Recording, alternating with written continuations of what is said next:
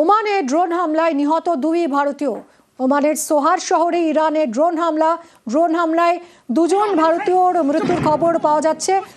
হামলায় আহত হয়েছেন আরো 10 ভারতীয়।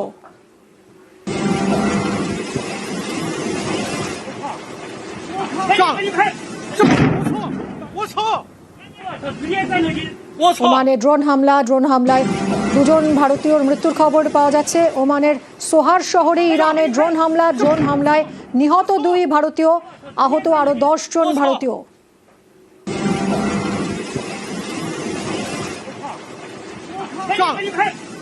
Incident which has happened in Sohar city in Muscat today. There was an attack, and in this incident 2 Indian nationals have died. Of the 11 injured, 10 are Indians.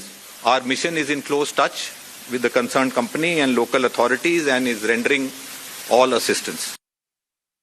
দেশজুড়ে জ্বালানি সংকট, এদিকে হরমুজে আটকে ভারতের এলপিজি ভর্তি জাহাজ। নিরাপদে জাহাজগুলিকে ভারতে আনতে ইরানের সঙ্গে কথা। ভারতে আসার পথে হরমুজে আটকে এলপিজি ভর্তি 8টি জাহাজ। দুই দেশের মধ্যে কথা, কি কথোপকথন জানার চেষ্টা করব। প্রতিনিধি অতনু রয়েছে আমার সঙ্গে। অতনু, এখনো পর্যন্ত ভারত সরকার জানিয়ে দিয়েছে 8টিরও বেশি জাহাজ, ভারতের জাহাজ যেগুলো তেল ভারতে তেল এবং গ্যাস সেগুলো হরমুজ প্রণালীর পাশে, মানে যা হরমুজ প্রণালীতে এসে পৌঁছেছে, হরমুজ প্রণালী ক্রস করবে।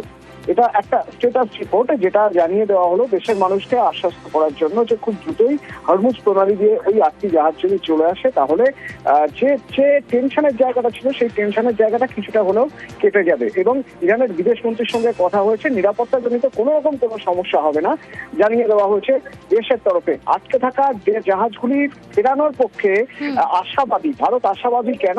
তার কারণ মনে রাখতে হবে 250 জন ইরানি, মানে ইরান থেকে ইরানের যে নাবিকরা যারা সেলার, যারা এখানে জাহাজ নিয়ে এসেছিলেন হরমুজ ক্রস করে ভারত মহাসাগরে এসেছিলেন, সেরকম 200 জনেরও বেশি ইরানি তারা রয়ে গেছেন ভারতে। ভারত তাদেরকে আশ্রয় দিয়েছে, তাদেরও ফেরানোর প্রক্রিয়া নিয়ে কথা হচ্ছে।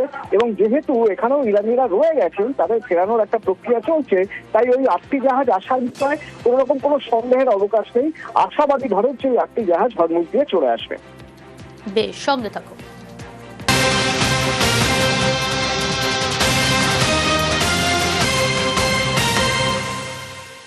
মধ্যপ্রাচ্যের যুদ্ধে জেরবার বিশ্ব। ইরানকে ফের হুঁশিয়ারি ডোনাল্ড ট্রাম্পের।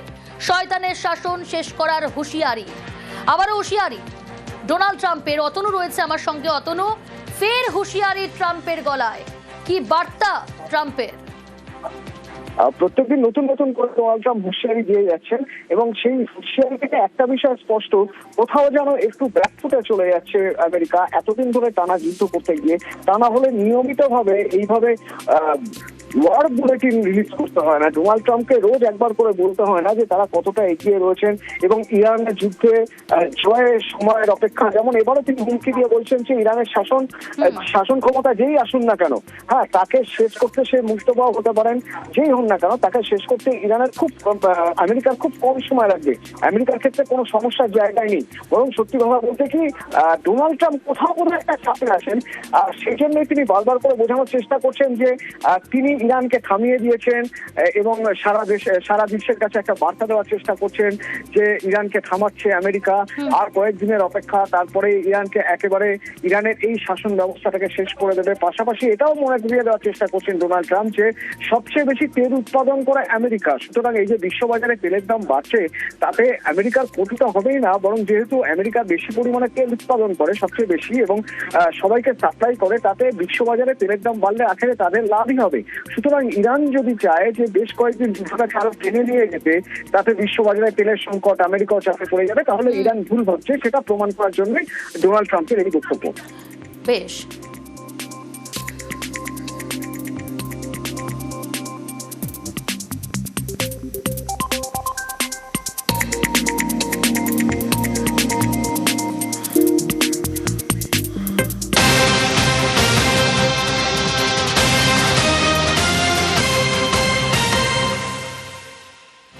আমেরিকাকেও পাল্টা হুঁশিয়ারি ইরানের জ্বালানি পরিকাঠামো বন্দরে হামলা হলে জবাব। যেখান থেকে আমেরিকা তেল আমদানি করে সেখানেই টার্গেট। সেই সব তেল ও গ্যাসের কেন্দ্রে হামলা করবে ইরান। আমেরিকাকে চরম হুঁশিয়ারি ইরানের। অতনু রয়েছে আমার সঙ্গে, প্রতিনিধি অতনু। ইরানও চুপ করে থাকার নয়, এবার পাল্টা হুঁশিয়ারি আমেরিকাকেও। এর আগেও দেখেছি, এবার ফের সরাসরি হুঁশিয়ারি এবং জবাব দেওয়ার হুঁশিয়ারি। তাই প্রিয়াঙ্কা, কারণ একটু আগে যখন আমরা কথা বলছিলাম, আমি তোমাকে বলছিলাম বা দর্শক আমরা জানাচ্ছিলাম যে আমেরিকা বারবার এটা বোঝানোর চেষ্টা করছে যে সবচেয়ে বেশি তেল উৎপাদন করে তারা, সুতরাং বিশ্ববাজারে তেলের দাম বাড়লে তাদেরই আজকে লাভ, তাদের এখানে কোনো ক্ষতি হবে না। ইরান যদি যুদ্ধটাকে আরো এগিয়ে নিয়ে যেতে চায় তাতে আমেরিকার অন্তত কোনো ক্ষতি হবে না। কিন্তু ইরান পাল্টা হুমকি দিয়ে বলছে যে তেল উৎপাদনকারী, বিশ্বের সর্ববৃহৎ তেল উৎপাদনকারী দেশ হতে পারে আমেরিকা, কিন্তু তেল নিয়ে যাবে কোথা থেকে? যে যে জায়গায় তেল শোধনাগার রয়েছে বা যে যে জায়গা থেকে তেল নিয়ে যায় আমেরিকা, ঠিক সেই জায়গাগুলোয় আঘাত আনা হবে যাতে আমেরিকার এই তেল ব্যবসার মেরুদণ্ডটা ভেঙে দেওয়া যায়। বেশ।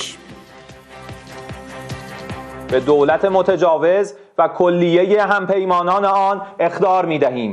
کوچکترین حمله به زیرساخت‌های انرژی و بنادر جمهوری اسلامی ایران پاسخ کوبنده و ویران کننده ما را به دنبال خواهد داشت. در صورت چنین تجاوزی همه زیرساخت‌های نفت و گاز منطقه که آمریکا و همپیمانان غربی در آن ذی‌نفع هستند به آتش کشیده می‌شود و দেশে পর্যাপ্ত পরিমাণে জ্বালানি মজুত রয়েছে, লোকসভায় দাঁড়িয়ে বললেন পেট্রোলিয়াম মন্ত্রী। অথচ তার মন্ত্রকের যুগ্ম সচিবের মুখে অন্য তথ্য। সুজাতা শর্মা সাংবাদিক বৈঠক করে বললেন পরিস্থিতি কঠিন, তবে জ্বালানির যোগান যাতে স্বাভাবিক থাকে তার জন্য সব রকমের চেষ্টা করছে কেন্দ্র। The Strait of Hormuz has been effectively closed to commercial shipping.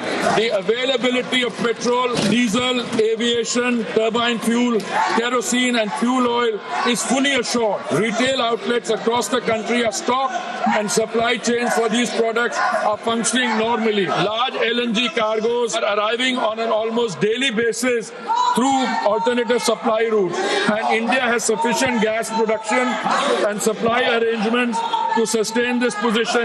We import almost 60% of our LPG, and most of it, almost 90%, comes from Strait of Hormuz.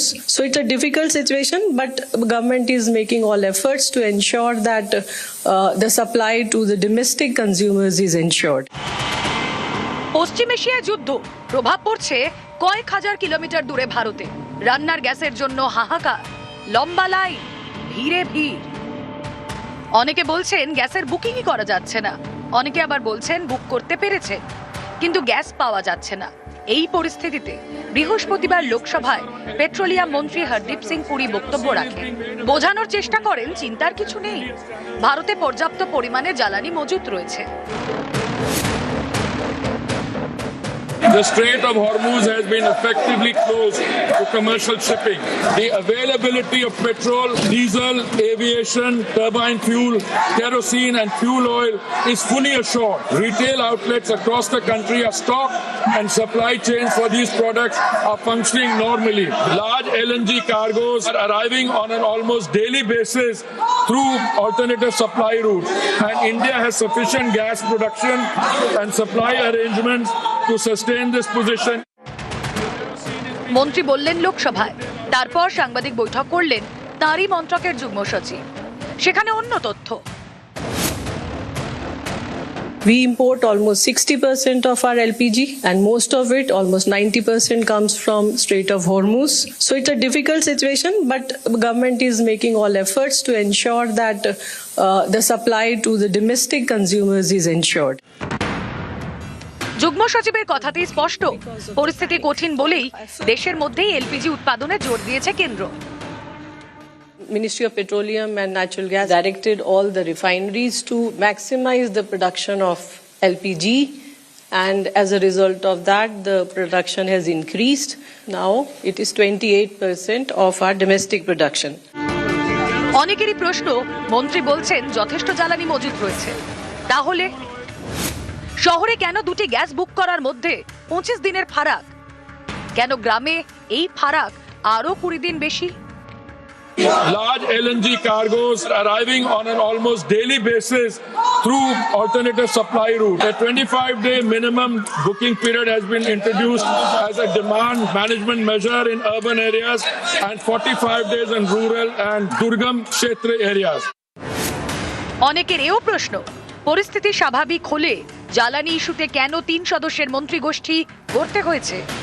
মন্ত্রী এদিন বোঝানোর চেষ্টা করেন জ্বালানি যথেষ্ট মজুত রয়েছে, তাই বুকিং এর মতো ডেলিভারি সাইকেলও অপরিবর্তিত রাখা হচ্ছে, অর্থাৎ বুকিং করার 2.5 দিনের মধ্যে রান্নার গ্যাস পাওয়া যাবে। LPG production has been increased by 28%. The standard time for booking to delivery for domestic LPG cylinders remains 2.5 days unchanged. মন্ত্রী তো লোকসভায় দাঁড়িয়ে বললেন, কিন্তু বুকিং এর 2.5 দিনে কি সত্যি গ্যাস পাওয়া যাচ্ছে? গ্যাস পাচ্ছি না। আজকে 4 দিন আগেও করেছি, আগের মাসেও করেছি, এখনো পর্যন্ত গ্যাস আসেনি। বলছে ক্রাইসিস যাচ্ছে, মানে 2000 লোকের কি বলে রেকমেন্ড আছে, সেখানে 360 পিসি এসেছে। স্টপে করছি, কি করবো, কিছু করার নেই। নিউজ 18 বাংলা।